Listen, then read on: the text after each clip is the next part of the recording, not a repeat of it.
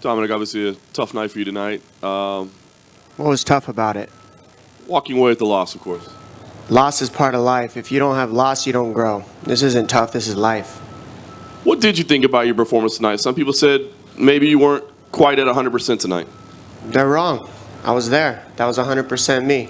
I was healthy. I was everything I've always been in my eyes. I got caught in a couple transitions, and that's how it goes in this game. You're swinging 4-ounce gloves. You get caught sometimes.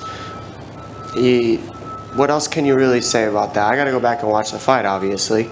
But I can't, after feeling it, after getting through it, after seeing the look in his eyes a couple times when I punched him, when I kicked him, when I fought him, I'm not disappointed in myself at all. All I can say is I lost, and I'll take my loss like a man. Was there anything he did in there that surprised you? The hand speed, the movement, the taunting, was there anything that surprised you? I was expecting all of it, I swear I was. And I taunted him back, and I talked back, and I enjoyed every second of this fight. Look, guys, I've been fighting the best guys in the world for the past 10 years, top 2 in the world. I've been on the pound-for-pound list for a long time. Even when I was hurt with triple ACL reconstructive surgeries, there was a target on my back. I had to come back and fight through it. This was no different. This was just another fight that I had to challenge myself. I knew that he was going to be good. I said that leading into it. He knew I was going to be good, and that's what it is when you're champion. Somebody else has the target on their back now. I get to chase the target for once. That's how it goes. It's okay, you know. We've seen the best in the world lose it, and we've seen the best in the world gain it back. I've seen Michael Bisping lose countless times, and look at him. He's got the title right now. Whoever thought Michael Bisping would have the title, and he's got it. There's one example. Daniel Cormier lost the title. He's somebody I very much look up to. He's an Olympian. He's a savage. He came back and won the title. This happens, but we're all competitors here, and it's a game of inches. He beat me by a couple inches tonight, and that's okay. And I know it's very soon after, but can you talk about your path back to the title? Because TJ Dillashaw thinks he deserves to be next. I think Cody thinks that TJ deserves to be next. Do you agree that that's the next title fight, or do you feel like this fight was good enough that maybe it does warrant a rematch? I thought it was a good fight. I haven't seen it. What do you guys think? I mean, if it was a good fight, I hope you were entertained. That's my job. I'm an entertainer here, whether you guys believe it or not. The beginning of the fight, for 8 weeks of interviews, that's entertainment. After the fight, talking, the people who are happy that I lost right now, that's entertainment. This is a game where if you don't have people that dislike you, then you don't know what it feels like to be liked. And I've definitely had a lot of dislike thrown at me in this game. But I also feel a lot of love. There's some look in the eyes of some kids that I got to see leading into this fight that almost brought tears to my eyes just because I could feel that positive energy from them. That's what this thing's about, is influence on others and making positive influence and making people better around you. I feel like I'm still doing that, win, lose, or draw. That's my goal. That's the gift God gave me, to be able to face some of these athletes, the best in the world, for a very long time. TJ wants next. I have no problem with that. The guy's very good himself. We've had our exchange of words, and I wouldn't take back one thing that I've said about anybody in the division. I'm not sorry for anything. I never lied about one thing. I never criticized any one person about anything that I didn't believe was true. Everything that I said was statistically a fact. So how am I the mean guy if I'm telling the truth? Because nobody likes to hear the truth. Oh well, here I am, dealing with the truth right now. I lost, and I'm going to take it like a man. Tom, I just wanted to ask you, I was surprised at Cody's defense, and he was making you miss a lot, especially in the second half of the fight. Was it his quickness, or was there something specific he was doing to give you a hard time that way? It was just the range. It was the range. He controlled the range better than me tonight with the pull. He didn't play a lot of push. He was backing up a lot, but he believes in his power. So because he believes in his power, he sat, he waited in the middle, and he said, "Come to me. And when you come to me, I'm going to pull you into my power." And that's okay, you know, that's the game you play. I take the risk of having the higher output on a lot of these guys. By having the higher output, that leaves me open for bigger shots. People can say what they want about me not having power and whatnot, but I know I buckled his knees a couple times. I may not put him all the way down to his butt, but you see the look in his eyes. I saw the cut on his eye. He caught me with a good kick, and that kick cut me. But there's nothing about those hands that he's got that I wasn't ready for. It's just the mixture of exchanges. What else can you say? 4-ounce gloves. You got to respect that with anybody. Dominic, you went into this fight having never been knocked out. You've still never been knocked out. You went 5 rounds. Cody Garbrandt went into this being known as a power striker. Was there anything about his power that made it more difficult for you to employ your normal strategy than any other fight that you felt? I would say it was just the little things, like I was throwing empty kicks. I wasn't setting them up as well, so that allowed him to counter better with his power instead of setting my kicks up better. That would have allowed me to close the range a little bit better instead of him pulling me into his power. So there's little adjustments I can make to make this a better fight, make it a little bit closer, make it a little bit more competitive to where I could win it. But tonight was his night. I don't think I'm older. I don't think I'm off. I don't think I'm slower. I think I'm still quick. I just think he controlled the range a little bit better. If you control the range, you can make people look a little bit slower because they're covering a further distance. If they're not throwing at you and they're sitting and waiting for you, then they're able to counter better with heavier strikes with their feet planted. That's what he did. I landed a lot of low kicks on him. I landed a lot of up high kicks. I had a great output. But that was also what allowed me to get clipped a couple times.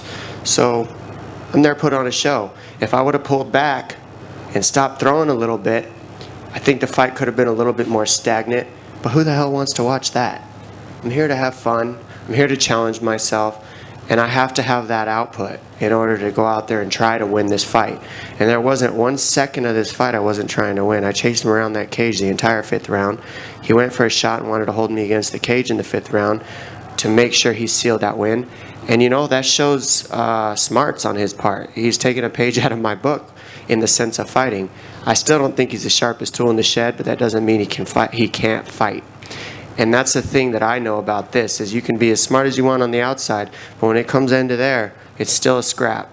But I was there in the scrap too, so the way I see it is I got the smarts and I got the fight in me, so I'm still here. See a dominant champion in the UFC suffer a defeat. I think there's a lot of attention in the immediate aftermath of how quickly are they going to rebound. In the main event, of course, we saw Ronda Rousey coming back from a long layoff.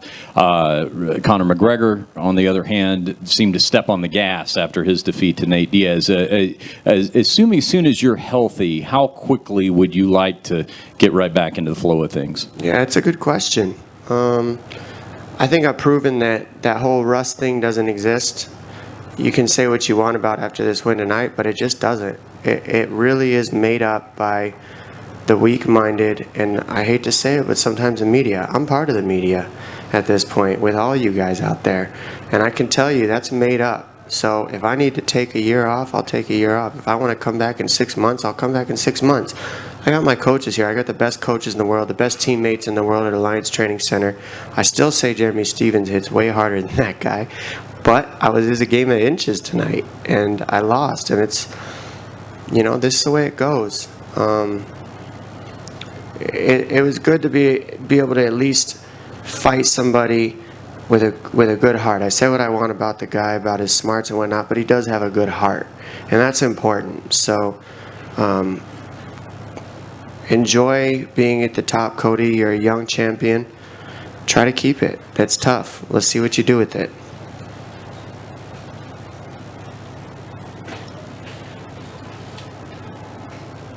Hey, Dominic, over here. What's up? It's been almost exactly 10 years since you last lost. What does it feel like? Kind of feels like my knee injuries. It's similar to that, except I don't really know. You know, it's so quick right now. I don't really know yet. It's not fair to even tell you that. I have a feeling it's going to hurt worse in a couple of days. But one thing I am happy about is I get to see who's real around me. You know, when I had my knee injuries, it was a reality check. A lot of people leave your side. A lot of the support leaves you. Let's see who's real out there, who really loves me, who really cares about me, who really has my back, whether I win, lose, or have a draw. And the real people are about to show themselves to me, and for that, I'm happy. I got to find the positive in this stuff because I did challenge myself. very heavy. There's nothing about this trek that I've taken since my comeback that has been easy. Not one fight, not Faber, not Dillashaw especially, and definitely not Cody. So what can you do, man? I mean, this is part of it, is losing, and part of life is losing. I think everybody here can say one time or another, maybe not in a fight, but you felt like a loser. And how do you come back from it? Let's see, you know, I know myself. I've lost before. It has been a long time, but I'm confident in my abilities. I'm confident in my mind. I'm confident at where I stand with everybody else in this division, and I know Cody's good. So the question I want to say is, how long can Cody stay on top? And in January, when you won the belt, you said that the greatest moment of your life was when you realized you didn't need the belt to be happy. And so now you don't have the belt, and I'm wondering if, and it's hard to obviously really truly gauge this, but had you not gone through those 3 years, the injuries, all those ups and downs, would you be handling the loss the same way as impressively as you are right now? I'm not sure, man. That's a good question, Ariel, but I'll tell you this, that after, what I mean by saying that is not that the belt isn't important to me. What I mean by that is it doesn't haunt my life anymore to where I need it. It's a different thing. It has a different point when I say that. It's actually to give strength to anybody who can actually hear the actual point behind it. Some will say, oh, well, that's good. Then he doesn't want it anymore. Well, that couldn't be more wrong. I love being the champion of the world. I love being the best on earth. But I don't need it to be happy, and that actually releases me and keeps me free. I can still be happy in defeat. That's a freedom. I can't say that I've always had that, but I still feel free. I still feel at peace. I'm still happy. I'm still happy that God gave me this this platform to be able to challenge myself as a man and evolve as a man and become a better man. Regardless of what anybody says about prize fighters, every single one of these fights is a life lesson if you look at it and view it right and if you use it correctly. And I use this 8-10 weeks of camp and this challenge in front of the media and saying what you're going to say and backing it up and taking your loss and defeat and all this to grow as a human being. That's why we're here. We're not here just to be the best at everything. We're here to kind of be attached to everything but nothing at the same time. And it sucks to lose. It's the worst feeling in the world. But it doesn't make me, it's not what I survive off of, is being the title holder. I'm a very happy individual outside of that, and for that I'm thankful. And just two other quick ones if I can. Does it at all sting more because it's alpha male? No, I mean, I've fought these guys how many times? They brought up a younger kid who's been eyeing me for years. He said it himself. I'm not out of this thing. He's still got to fight other guys. He's still got to fight another guy who comes from alpha male who's just as angry as I am. TJ Dillashaw is one pissed off dude no matter what anybody says. So he couldn't be happier that I lost tonight. I guarantee that. And that's okay. I expect that. Let him have a shot if he wants it. It's okay with me. I know I'm not out of this. Cody knows I'm not out of this. TJ knows I'm not out of this. Everybody in the division knows who I am and what I am. And regardless of this loss, if they fight me, they better have their head on straight because I'm coming after them. And is there any particular reason why you're not sitting down? Why would I sit down? I'm always on my feet.